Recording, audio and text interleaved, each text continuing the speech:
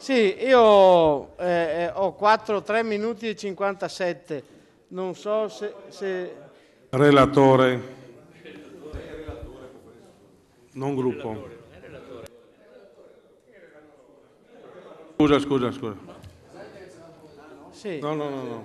Vabbè, Torniamo insomma, alla io cercherò di essere sintetico, poi se lei vorrà nella sua darmi un po' di tempo in più la ringrazio, se no vedremo di trovare una soluzione. Allora, parto dall'ultimo accorato intervento del collega Pettenò. Io credo, collega, che nel momento in cui c'è un'azione che non condividiamo fatta, o una cronaca fatta dagli organi di stampa, io credo che la risposta migliore che si possa dare sia la replica, sia quella di motivare quelle che sono le nostre posizioni per dimostrare. Io ricordo un articolo infamante nei confronti della mia famiglia che, per dimostrare che era infamante e non la cronaca, riscrissi quell'articolo riportando le stesse notizie, esattamente le stesse informazioni di quell'articolo, quindi gli stessi contenuti, ma la forma non era più un articolo diffamante. Quindi voglio dire, esiste una discrezionalità. Quella volta pensai di reagire con quel modo un po' originale, ma io credo che rispetto alle critiche che riceviamo, la cosa migliore sia ritornare a un concetto secondo me molto importante, che è quello per il quale noi portiamo avanti delle idee, a prescindere dal fatto che siano maggioritarie nel consenso dei cittadini, e la nostra azione politica è quella di convincere i cittadini che, se anche quelle idee sembrano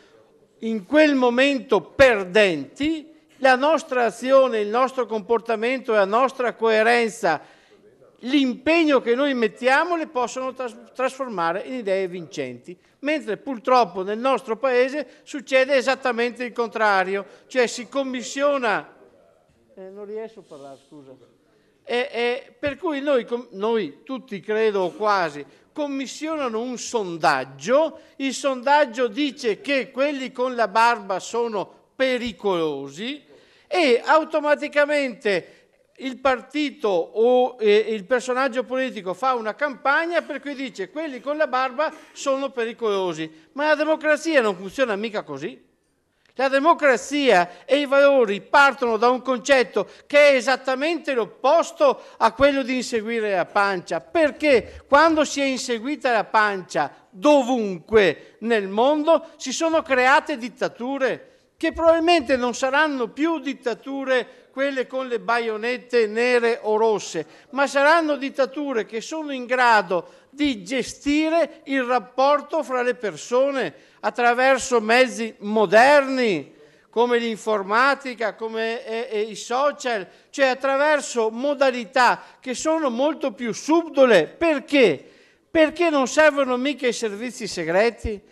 Basta solo che quelle banche dati siano utilizzate nel modo sbagliato e noi saremo in presenza di una dittatura molto più efficace, molto più perversa e molto più intelligente di quelle che erano passate. Allora la battaglia politica qual è? È quella di riportare le idee e quindi le persone al centro dell'azione politica. È questo dove dobbiamo misurarci. Cioè sui giornali fanno la loro parte, possono usare mezzi che vengono usati anche dalla politica, perché inseguire la pancia non è che la politica sia pura, anzi credo che la politica purtroppo proprio in questi giorni sta dimostrando, secondo me, esattamente il contrario, perseguendo delle finalità come l'Italicum che sono, secondo me, illiberali fino in fondo,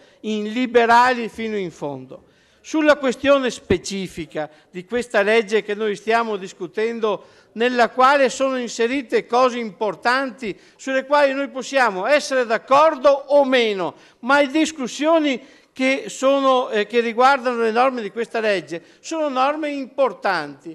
Io ho un'opinione su un punto che è stato molto dibattuto e rispetto al quale ho avuto un grande conforto non solo dai cittadini, ma da persone che sono fisicamente impegnate in politica, cioè che sono coinvolte in una battaglia ideale, politica e partitica, perché no, che condividono la proposta che io ho fatto.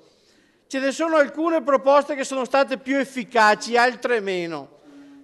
Ricordo una che non ha avuto seguito purtroppo, che io sono convinto che sia una battaglia sacrosanta e che vada in difesa degli interessi dei cittadini, che è la diminuzione delle ULSS se non la loro scomparsa.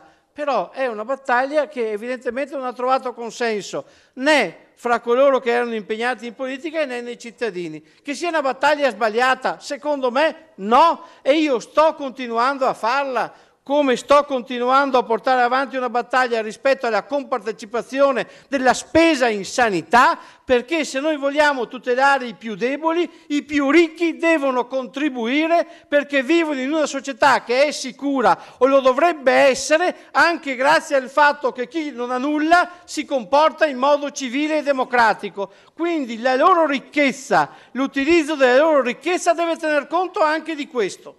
E questa non è certo una battaglia che porta voti, perché chi ha poco si disinteressa della politica e chi ha tanto la politica è abituato a finanziarla per non avere atteggiamenti ostili. Allora io credo che nel rispetto di tutti, del collega Donazzan, con cui abbiamo discusso tante volte, o del collega Tesserini o di altri, io credo che quando noi facciamo una scelta, credo che quella scelta, se lo siamo in buona fede, la portiamo avanti fino in fondo. Questo è il luogo. Ma se noi, come dire, ci sentiamo in difesa, abbiamo già perso la battaglia.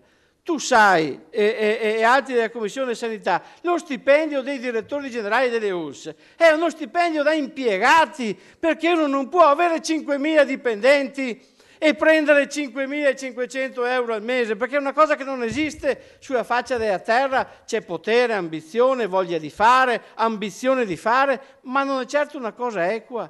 E non si è mai entrati nel merito di questo, perché si ha paura della pubblica opinione, perché si è dei codardi. Allora voglio dire, ognuno ha le sue idee, io le rispetto anche quelle che sono diverse dalle mie, però io credo che la funzione della politica e il privilegio che almeno io mi sono sentito di avere in questi 15 anni è stato proprio quello di avere un podio rispetto al quale le mie idee le ho promosse anche tra quelli che hanno idee diverse.